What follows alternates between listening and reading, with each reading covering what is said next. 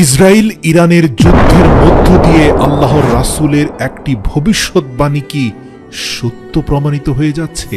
আল্লাহর রাসূল বলেছিলেন খুব দ্রুতই কাবা ঘরকে ধ্বংস করা হবে। বর্তমান পরিস্থিতি কি সেদিকেই যাচ্ছে? প্রিয় মুসলিম ভাই ও বোনেরা, কাবাঘর হচ্ছে সমগ্র মুসলিম বিশ্বের কিবলা এবং সম্মানের প্রতীক। মুসলিমরা যতদিন পর্যন্ত এই কাবাঘরকে সম্মান করবে ততদিন তারা কল্যাণের মধ্যেই থাকবে। আল্লাহর রাসূল সাল্লাল্লাহু আলাইহি সাল্লাম ভবিষ্যৎবাণী করে বলেছিলেন খুব শীঘ্রই কাবা ঘরকে ধ্বংস করবে এক চিকন পাওয়ালা ব্যক্তি, এবং তিনি হাবশীদের অন্তর্ভুক্ত। আপনাদেরকে জানিয়ে রাখি, বর্তমান ইসরায়েলের মধ্যে হাবশীদের অনেক বংশধর আছে। অধিকাংশ ইসলামিক বিশেষজ্ঞরা বলছেন পরিস্থিতি যেদিকে যাচ্ছে বোঝায় যায় আল্লাহর রাসূলের সেই মহাযুদ্ধ যেটা কিয়ামতের আগে আল্লাহর রাসূল ভবিষ্যৎবাণী করেছিলেন যে কিয়ামতের আগে ঘটবে, সেই মালহামার যুদ্ধ খুব সম্প্রতি হতে যাচ্ছে। সেটা একেবারেই সান্নিকটে চলে এসেছে। এ বিষয়ে অনেক ওলামায়ে কেরামদের ভিন্ন মত রয়েছে, তবে মধ্যপ্রাচ্যের বর্তমান অবস্থা আমাদের একেবারে চোখে আঙ্গুল দিয়ে দেখিয়ে দিচ্ছে। আসুন হাদিসগুলো আজকে আমরা বিশ্লেষণ করি। নবী করিম সাল্লাল্লাহু আলাইহি সাল্লাম বলেছেন, এটা 1496 নম্বর হাদিস, একেবারে বুখারী শরীফ থেকে। সেখানে আল্লাহ রাসূল বলেছেন যে হাফ হাতার একটা জামা পরা চিকন পা বিশিষ্ট একজন হাবশী ব্যক্তি এসে কাবাঘর ধ্বংস করবে। ওই ব্যক্তি কাবাঘরকে ভেঙে ফেলবে। এছাড়া আল্লাহ রাসূল বলেছেন সে সময় চতুর্দিকে ফিতনা আর ফিতনা দেখা দিবে। আল্লাহ রাসূল বারবার বলেছেন যতক্ষণ পর্যন্ত কিয়ামত সংঘটিত না হবে ততক্ষণ পর্যন্ত বাইতুল্লাহর হজ করা তোমরা বন্ধ করবে না, তাওয়াফ বন্ধ করবে না। অর্থাৎ কিয়ামতের আগে যখন ফিতনা ব্যাপক আকার ধারণ করবে সেই সময়ে কাবাঘরে হজ করা বন্ধ হয়ে যাবে। যতক্ষণ পর্যন্ত কাবাঘরের চারপাশে তাওয়াফ চলছে, হাজিরা অপেক্ষমান আছে, ততক্ষণ পর্যন্ত পৃথিবী আছে। হাদিসটি নেওয়া হয়েছে কিতাবুল ফিতান থেকে, হাদিস নম্বর 1820। প্রিয় দর্শক, এর প্রত্যেকটি হাদিস থেকে একটা বিষয় স্পষ্ট বোঝা যাচ্ছে, যেই হাবশী ব্যক্তি কাবাঘর ধ্বংস করবেন তিনি অনেক পাওয়ারফুল হবেন এবং তার যোদ্ধারা এবং সশস্ত্র শক্তি অনেক প্রবল হবে। এতটাই প্রবল হবে যে কাবার বর্তমান রক্ষাকারী বা কাবার হেফাজতকারীরা তাদের সাথে পেরে উঠবে না। এবং ওই সময়টা এত ভয়ঙ্কর হবে যে তখন ফিতনা ভয়ঙ্কর আকার ধারণ করবে, চারপাশে অনেক বেশি ফিতনা ছড়িয়ে যাবে। আল্লাহ রাসূল বলেন ওই সময়ে এমন একটা পরিস্থিতি হবে যে মানুষের মধ্যে মানুষত্ব থাকবে না, দয়া মায়া মমতা সব উঠে যাবে। হযরত আবু হুরায়রা রাদিয়াল্লাহু তাআলা আনহু থেকে বর্ণিত, আল্লাহ রাসূল বলেন কিয়ামতের পূর্বে মানুষের অন্তরে কৃপণতা ঢেলে দেওয়া হবে আর হার্জ বেড়ে যাবে। সাহাবীরা জিজ্ঞেস করলেন, ইয়া রাসূলুল্লাহ, এই হার্জ জিনিসটা কি?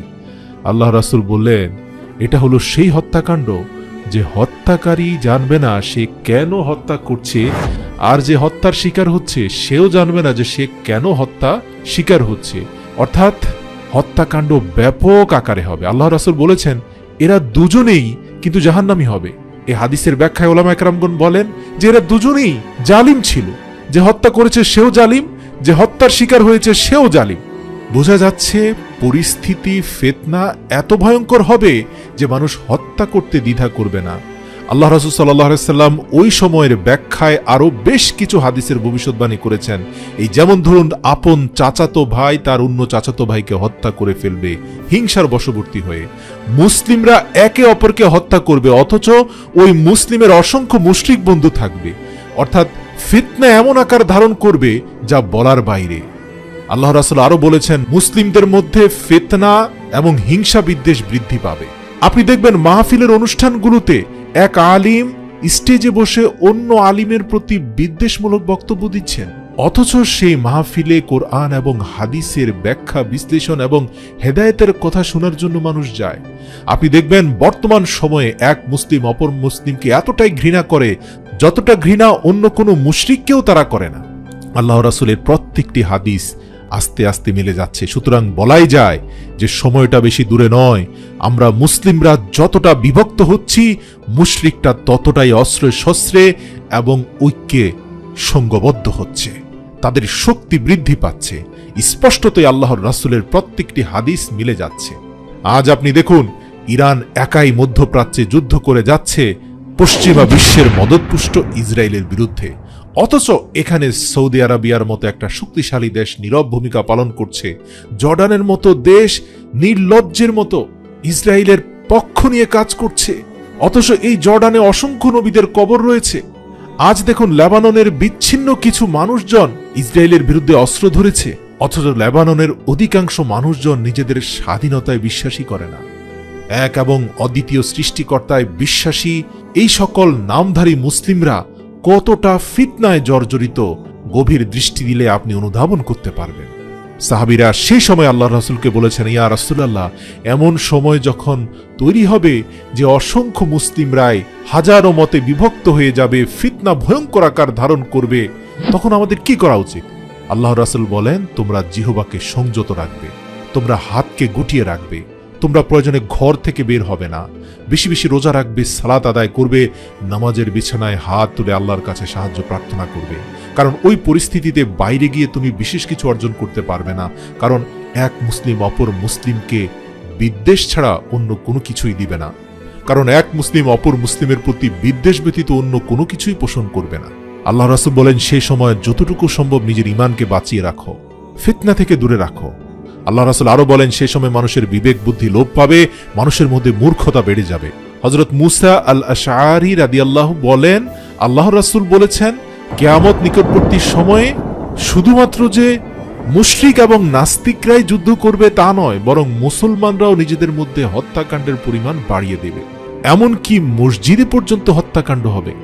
প্রিয় দর্শক, এই হাদিসের আলোকে স্পষ্টত আমরা বলতে পারি বর্তমান মধ্যপ্রাচ্য এবং তার আশপাশের অঞ্চলগুলো নিজেদের মধ্যে বহু মতে বিভক্ত হয়ে আছে। তারা ঐক্যবদ্ধ নয়, কিন্তু সে তুলনায় বিজাতীয় গোষ্ঠী অনেক শক্তিশালী। তাদের মধ্যে ঐক্য রয়েছে। উপর দিয়ে মানবতার গল্প বললেও অভ্যন্তরীণভাবে একে অপরকে সাহায্য সহযোগিতা করছে, যা মুসলিমদের মধ্যে নেই। সুতরাং আল্লাহর রাসূলের প্রত্যেকটি ভবিষ্যৎবাণী ধাপে ধাপে অগ্রসর হয়ে আসছে। আজ আপনি যদি শুধু বাংলার জমিনে তাকান, মুসলিমরা এত বেশি পরিমাণে ফিতনা ফাসাদে জড়িত। কে কোমরে হাত বাঁধলো, কে উপরে বাঁধলো, কার টুপি কেমন, এ নিয়ে মুসলিমদের মধ্যে হাজারো দল রয়েছে। এরা প্রত্যেকে নিজেদের অনুসারী পীর, আউলিয়া অথবা তাদের মতের সাথে সঙ্গতিপূর্ণ আলিমদেরকে অনুসরণ করে। অন্য আলিমদের সাথে এরা কেউ সুসম্পর্ক বজায় রাখতে চায় না। লা ইলাহা ইল্লাল্লাহ মুহাম্মাদুর রাসূলুল্লাহ যে কালেমার উপরে ভিত্তি করে মুসলিমরা হাতে হাত বাঁধবে, এখন মুসলিমরা কেউ সালাফির ভিত্তিতে ঐক্যবদ্ধ, কেউ সুন্নির ভিত্তিতে ঐক্যবদ্ধ, কেউ ওয়াহাবির ভিত্তিতে ঐক্যবদ্ধ, কেউ শিয়ার ভিত্তিতে ঐক্যবদ্ধ। লা ইলাহা ইল্লাল্লাহর ভিত্তিতে মুসলিমরা ঐক্যবদ্ধ নয় বলেই ফিতনা চারপাশে ছড়িয়ে পড়ছে। সময় হয়েছে যে আপনি আপনার ঈমানকে বাঁচিয়ে রাখুন, বেশি বেশি রোজা রাখুন, বেশি বেশি সালাত আদায় করুন, সম্ভব হলে এই জাতীয় ফিতনার আলোচনা থেকে নিজেকে বাঁচিয়ে রাখুন।